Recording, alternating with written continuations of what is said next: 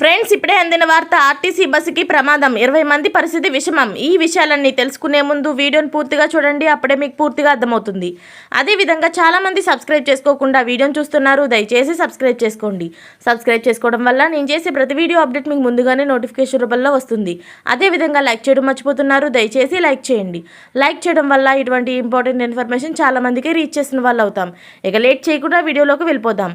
తెలంగాణ రాష్ట్రంలో ఘోర ప్రమాదం చోటు చేసుకుంది. అదుపు తప్పి పశువుల కొట్టంలోకి దూసుకువెళ్లింది తెలంగాణ రాష్ట్ర ఆర్టీసీ బస్సు.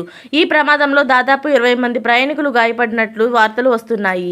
ఆదిలాబాద్ జిల్లా భీంపూర్ మండలంలో కరంజీ నుంచి ఆదిలాబాద్ వైపు వస్తున్న బస్సు ఆర్లీ గ్రామంలోకి రాగానే అదుపు తప్పి బస్సు రోడ్డు పక్కనే ఉన్న బక్కి అనిల్ అనే రైతు గొట్టంలోకి దూసుకువెళ్లి కట్టేసి ఉన్న ఎద్దును ఢీకొట్టింది.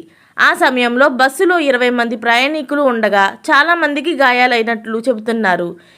ఇక గాయాలు అయిన వారిని వెంటనే ఆసుపత్రికి కూడా తీసుకువెళ్లారట. ఈ ప్రమాదంపై ఇంకా వివరాలు తెలియాల్సింది.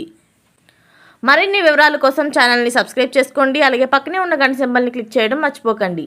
Thanks for watching friends.